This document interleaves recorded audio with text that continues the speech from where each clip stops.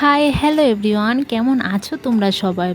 আজকের ভিডিওটা জানি অনেকের ভালো লাগবে না, কারণ অনেকে এসব খাই না, কিন্তু আমার তো ভীষণ প্রিয়। তাই বরকে যখনই বলি তখনই কিন্তু আমার জন্য এসব নিয়ে আসে। শুধু কিন্তু আমি মুরগের ঠ্যাংগুলোই খাই, এক্সট্রা অন্য কিছু খাই না। তো যেহেতু এগুলো আজকে এনেছে, তারপর বলেছিলাম কাঁচা লঙ্কা নিয়ে আসতে, আজকে কাঁচা লঙ্কা দিয়ে এটাকে রান্না করব ভালোভাবে। আর আমার চুলাটার অবস্থা একবার দেখো, শুধু একদিন রান্না করতে এসেছি, চুলাটার অবস্থাটা কি করেছি। যাই হোক, আমি কিন্তু বর বাজার থেকে আসার আগে আমি ভাতটার মাছের ঝোলটা করে রেখেছি। তো এখন আমি এই মাংসের জন্য মশলাটা রেডি করব।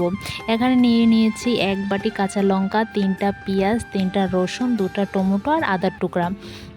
তো এখন এগুলোকে শিলে বেটে নেব, যেহেতু শিলে বাটলে নাকি বেশি টেস্ট হয়। তো এখন এগুলো শিলে ভালো করে বেটে নেব। আমি বিয়ের আগে কিন্তু বাটতে একদমই পারতাম না, কিন্তু এখন একটু একটু শিখে গেছি। তো যদিও বর বলেছে যে দুর্গাপূজার সময় আমাকে মিক্সার মেশিন এনে দেবে মশলা করার জন্য, তো যখন এনে দেবে তখন আর বাটবো না। তো এখন বেটেই মাংসটা রান্না করব।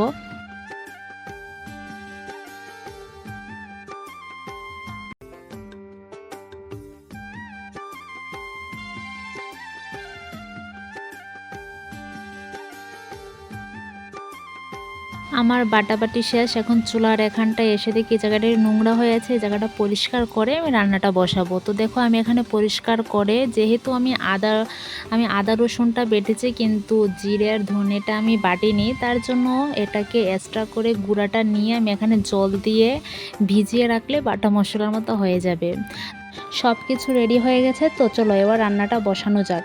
প্রথমেই দেখো, এখানে কিন্তু আমি সাদা তেল দিয়ে দিয়েছি। সাদা তেল দিয়ে আজকে রান্নাটা করব। সাদা তেল দিয়ে 2টা তেজপাতা দিয়ে দিয়েছি, তারপর দিয়ে দিয়েছি পেঁয়াজটা হালকা ভাজা হয়ে গেলে আদা রসুন বাটা আর একটা গোটা রসুন দিয়ে, তারপর এখানে দিয়ে দিয়েছি কাঁচা লঙ্কা, টমেটো কুচি দিয়ে আর একটু প্রায় 5 মিনিটের মতো এটাকে একটু রান্না করে নেব। রান্না করে যে মশলাটা করে রেখেছিলাম, সেই মশলাটা দিয়ে 5 মিনিট এটাকে খুব সুন্দর করে কষাবো।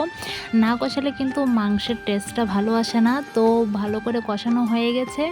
এখন আমি যে মাংসগুলো আছে সবগুলি দিয়ে দিয়েছি, দিয়ে প্রায় 1.5 চামচ প্লাস্টিকের চামচ দিয়ে 1.5 চামচ লবণ দিয়ে প্রায় 5 মিনিট এটাকে ঢাকা দিয়ে রান্না করেছি। রান্না করে প্রায় 15 মিনিট আমি এখানে কিন্তু আমি গরম জলটা ব্যবহার করেছি, কারণ গরম জলটা দিলে তাড়াতাড়ি মাংসটা ফুটে, জলটা তাড়াতাড়ি ফুটে। আমার তো এদিকে রান্নাটা হয়ে যাচ্ছে, তো তোমরা এখনো পর্যন্ত লাইক করোনি জানি, তো ঝটপট করে ভিডিওর মধ্যে একটা লাইক করে চ্যানেলটা ফলো করে অবশ্যই পাশে থাকবে, ঠিক আছে? তো আমার আজকের রান্নাটা কিন্তু গরম মশলাটা দিয়ে আমি মাংসটা নামিয়ে নিয়েছি। তো তোমাদের কাছে কীরকম লাগলো অবশ্যই কমেন্টে জানাবে।